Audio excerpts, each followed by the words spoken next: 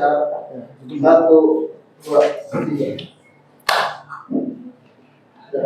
Oke, jumpa lagi di Sentana Podcast. Saya Michael Sinaga dan hari ini kita mau merayakan kemenangan.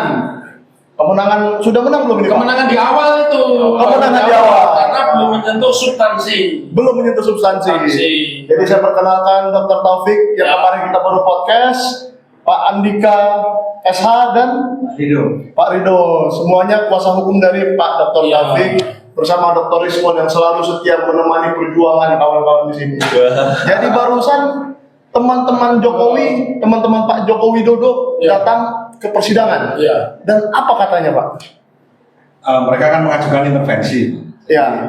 Mereka ini atas dasar kecintaan terhadap sekolah SMA 6. Kecintaan terhadap Joko Widodo. Iya, sebagai alumni, mereka itu merasa bahwa senasib dengan Pak Jokowi.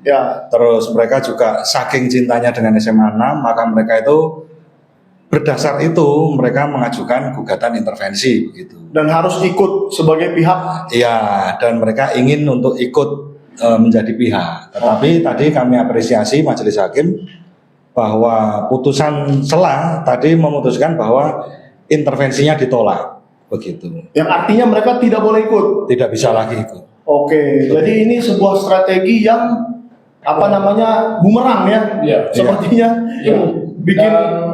Buat saya ini sinyal karena memang dari awal kami sudah melihat membaca sebagaimana keberatan kami, jawaban kami di pasal 279 sampai 281 RBG itu memang mengatakan salah satu atau 3 alasan penting untuk intervensi dikabulkan itu harus 3. Satu, ada relasi hukum sebagai apa? Sesama teman sekolah tidak cukup ya? Tidak cukup karena kita tidak menggugat teman sekolah. Kemudian yang kedua, ada hak yang harus dipertahankan karena kalau tidak dipertahankan hilang. Dan yang ketiga ini yang paling penting ini harus ada unsur kerugian. Kerugiannya apa? Ternyata ketika baik mereka itu legal standing, kemudian tidak ada yang dipertahankan, dan yang ketiga tentang aspek kerugian nggak ada. Mungkin kalau ada yang sudah menjabat komisaris dan takut dicopot, mungkin ada kerugian. Mungkin begini, kalau gugatan kami itu juga mengatakan dengan gugatan ini maka semua alumni seangkatan Pak Jokowi dibatalkan, dan saya masuk. Mereka masuk intervensi itu, begitu. Nah, jadi ini sebenarnya nggak masuk akal bahwa mereka itu harus diikutkan sebagai pihak di dalam gugatan ini. Dan ternyata majelis hakim seperti yang kita prediksi dari awal. Berarti Dr. Rismon kemarin salah ya? Bukan, Dr. Rismon eksepsi. Belum. Eksepsinya kapan, Pak? Eksepsi 1 minggu lagi. Baru tapi keputusannya bisa seminggu, bisa 2 minggu. Jadi salah satu pertimbangan hakim mengatakan bahwa pemohon intervensi itu kepentingan tidak sama dengan tergugat. Karena ijazah mereka tidak punya kepentingan yang sama. Ini salah satu pertimbangan hakim. Boleh nggak saya simpulkan bahwa ijazah mereka sih nggak ada masalah. Ijazah yang ini doang satu nih yang masalah. Betul. Jadi kepentingannya nggak sama. Jadi pertimbangan hakim tadi bahwa dia tidak untuk kepentingan secara bersama lulusan SMA 6, tapi untuk kepentingan pribadi.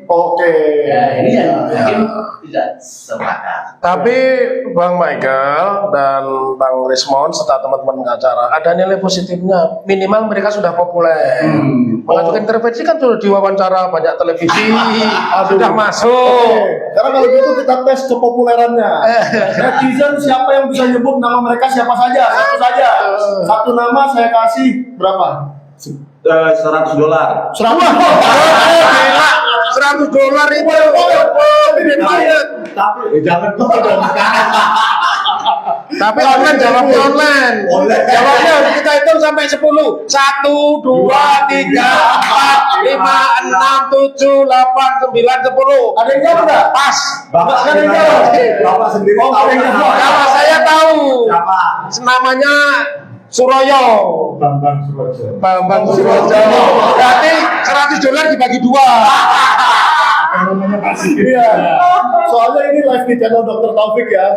Dan tidak ada yang bisa menjawab. Ada yang datang di sebelah nggak dapat lah. Jadi sudah terbukti ya bahwa SMA 6 ataupun alumni-alumninya tidak ada yang dirugikan. Tidak ada dirugikan. Kenapa kamu dirugikan? Ini kan soal satu lembar ini aja gitu loh. Dan gimana Dr. Rismon? Harusnya Pak Jokowi hadir nggak tadi itu? Kalau tadi dia hadir mungkin berbeda hasilnya. Saya nggak tahu ya kalau hukum acaranya Pak. Cuma ya terima kasih ada peluang dan harapan bahwa nanti eksepsinya ditolak. Meskipun prediksi saya 90% diterima. Ya kan? Ya kalau hakim memberikan kesempatan untuk ada argumentasi ilmiah di Pengadilan Negeri Surakarta itu kan menjadi tontonan menarik dan mencerdaskan di publik Indonesia. Pak Rismon, saya lengkapi ya. Kalau lihat dari pembacaan sidang kemarin, sidang ke-6, itu hakim sudah menyebut putusan nanti 12 Agustus. Jadi kemungkinan besar sidang ini berlanjut. Nah, itu bagus sekali. Iya. Melalui kesempatan video ini juga, kami sebagai kuasa hukumnya Dr. Taufik ini memohon kepada Bang Rismon dan kawan-kawan resmi. Ya nanti kami tetap akan bersurat juga ke Bang Rismon, tetapi kan ini kita tatap muka juga. Ya, sebagai prinsipal pemohon resmi dan saya minta tidak pakai honor. Diterima. Oh, diterima. Mohon maaf. Jadi dalam Budipa juga. jadi kami yang tidak kuat bayar. Bayarnya pakai yen soalnya.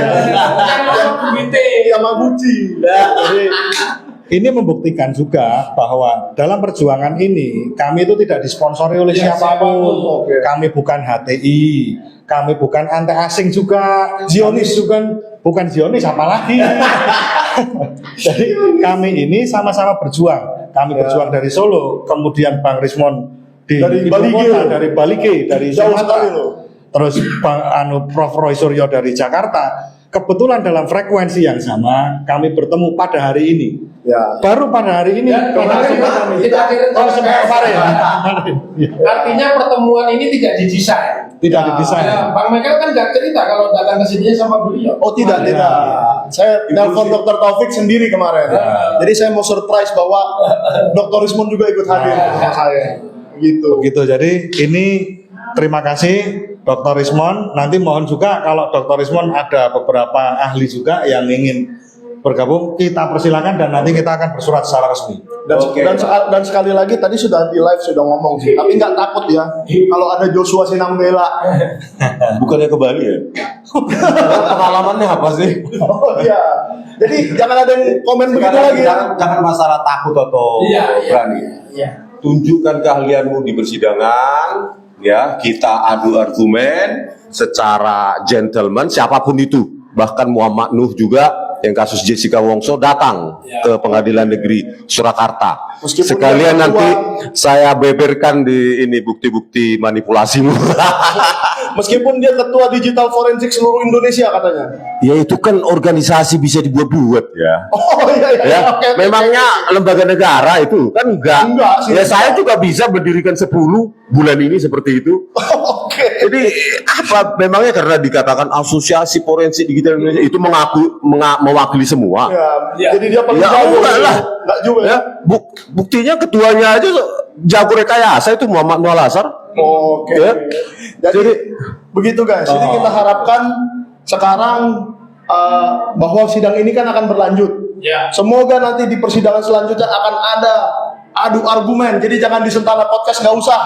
Pokoknya nanti Ada di pengadilan di aja. samping ahli digital forensik ada ahli fisika, ahli kimia, ahli kertas, ahli tinta. Bayangkan ahli anatomi tubuh. Dokter nanti kita cari nanti ya dosen-dosen yang ahli kimia, ahli fisika, segala macam. Bayangkan tontonan itu akan jauh lebih menarik daripada sinetron berseri.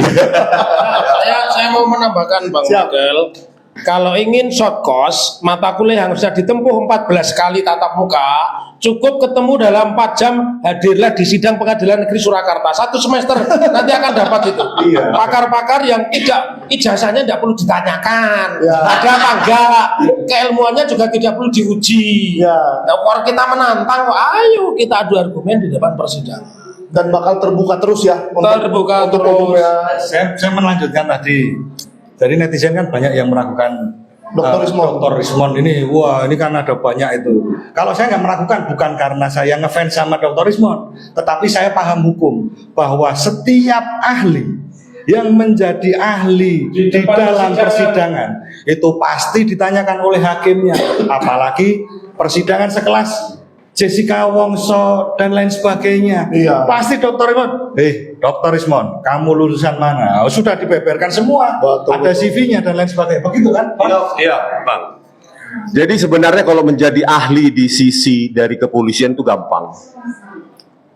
Tetapi yang berat adalah di sisi ketika kita men-challenge hasil Barreskrim atau polisi. Itu yang paling susah. Kalau menjadi ahli pengalamannya ribuan kali tapi di sisi polisi terus, ya pasti menang itu. Waduh, ini kayaknya menyindir Joshua Sinambela lagi nih. Saya sebut aja namanya soalnya Iya, kan? Sentana. Iya. Dan satu lagi pesan terakhir Pak Kapolri, Pak Prabowo Subianto, tolong itu disegerakan mencopot Kapolri Listio Sigit Prabowo, supaya laporan Dumas saya yang sudah 6 kali terkait manipulasi digital oleh Kapolda Metro Jaya saat itu, Tito Karnavian, Dirkrimumnya Krisnamurti, Kepala Lab Komputer Forensiknya Muhammad Nur Al-Azhar dan rekannya Christopher Harimantrianto, itu mereka harus digulung itu. Anak manusia dimanipulasi supaya di otak-atik itu videonya sehingga 20 tahun dipidana. Ini kan Pak Prabowo sangat hina sekali kondisi hukum kita seperti ini. Oke. Pak Kapolri sudah terlalu lama menjabat. Ya. Masa sih Pak Prabowo tidak punya calon Kapolri? Saya yakin Pak Prabowo punya. Dan masih banyak polisi-polisi lain yang bersih juga, yang punya integritas, yang punya jiwa bersih untuk membangun Indonesia. Dan tadi saya menarik tuh yang Abang bilang sebelum kita taping tadi tentang kata-kata Pak Prabowo. Coba ya, kemarin disampaikan Pak biar Prabowo, rakyat tahu nih Pak Prabowo sebenarnya bagaimana. Ya, tolong di-googling nanti ya. Jadi saya tadi pagi membaca berita itu Pak Prabowo Subianto itu dalam pidatonya di depan Mahkamah Agung, beliau menyebutkan bahwa negara harus menjamin bahwa keadilan hukum itu ada. Kalau tidak, negara ini akan hancur. Kira-kira seperti itu pesan yang disampaikan oleh Pak Prabowo. Jadi kita sudah lihat. Ada lagi ini tambahan saya. Sama, kalau ganti Kapolri udah lama, 5 tahun itu jabatan terlama. Tetapi saya ingin ganti, jangan Kapolrinya itu dari krim semua. Selama ini dari krim itu sangat bahaya. Anda lihat Teddy Minahasa, Anda lihat Verdi Sambo, Anda lihat kasat narkoba di luar Jawa itu masa sampai dihukum mati karena menyelundupkan narkoba. Jadi sekali waktu ambillah polisi baik itu dari Intel. Saya kasih tahu kemarin yang membongkar kasus pembunuhan Sambo itu dari Intel, ya. Jadi dari Intel yang Kabak Intelkam, kepala bagian Intel keamanan Mabes Polri, bukan dari krim. Kalau krim ini sudah bawaannya ini big money itu, ya.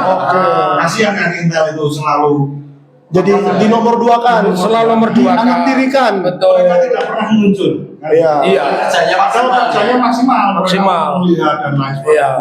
Jadi sudah saatnya jenderal-jenderal bintang 2, bintang 3 dari unsur keamanan Intel itu ditampilkan untuk sebagai Kapolri supaya Pak Prabowo pembisiknya kuat. Oke. Ya kan? Itu bagus tuh. Karena Pak Prabowo juga kan berlatar belakang militer.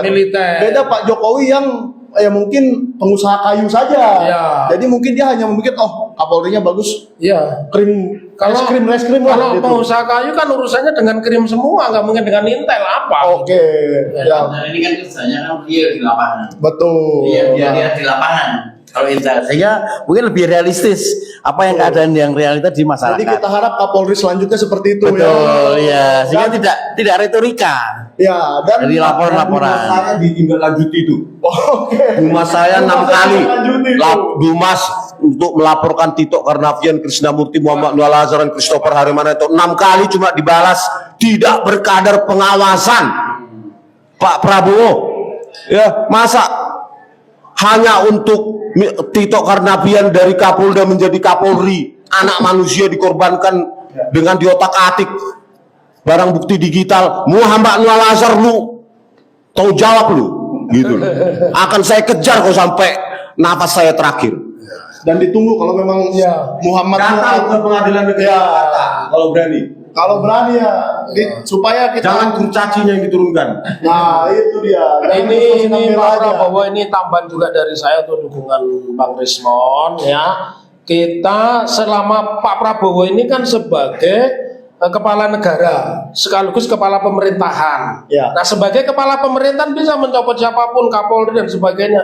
Kasih kepada orang-orang yang baik. Kalau perlu potong satu generasi. Permintaan saya lebih keren lagi itu. Mereka yang kemarin sowan-sowan kepada Pak Jokowi itu sama sekali tidak menghormati Pak Prabowo itu, nggak usah dikasih job besok. Ya, itu dan memang bisa. Bisa banget dilakukan itu. Bisa. Pak Prabowo sudah membuktikan anaknya Pak Tri dicopot dalam waktu 1x24 jam, balik lagi. Saya juga ingin Pak Prabowo mencopot Kapolri ya. Dalam 1x24 jam juga kalau bisa ya. 24 jam. Ini luar biasa nih. Iya. Jadi segitu dulu guys. Kita tadi sudah melihat bahwa teman-teman Pak Jokowi itu ternyata memang nggak ada urusannya di sini dan nggak usah ikut campur lagi lah. Nikmatilah masa pensiun Anda dengan tenang dan damai dan bahagia di kota Solo. Amin. Lalu kami setelah ini akan jalan-jalan ke daerah yang katanya tahun 1985 masih hutan jati. Wow, di mana itu? Raja Ampat. Depannya W.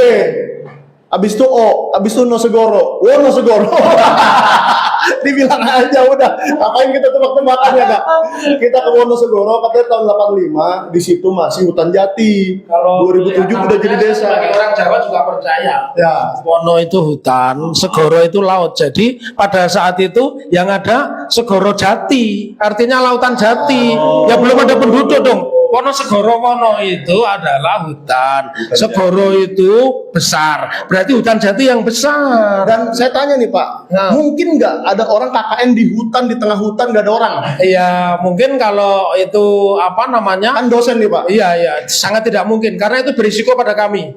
Jadi satu begini, teori KKN itu harus mudah diantar juga mudah diambil. Kemudian ada asas kemanfaatannya gitu loh. Nanti mati diterkam harimau lagi. Iya. Hutan jati itu. Betul. Pasti nggak mungkin dong Pak ya. Belum lagi kalau diterkam kuntilanak kan repot. Ya tapi nanti kita buktikan di Wonosegoro di hutan jati. Oke, sampai segitu dulu. Jangan lupa di like, di subscribe, di share dan di komen. Thank you semua. Sampai video berikutnya. Oke. Saya mau di bawah dulu. Genderuwo.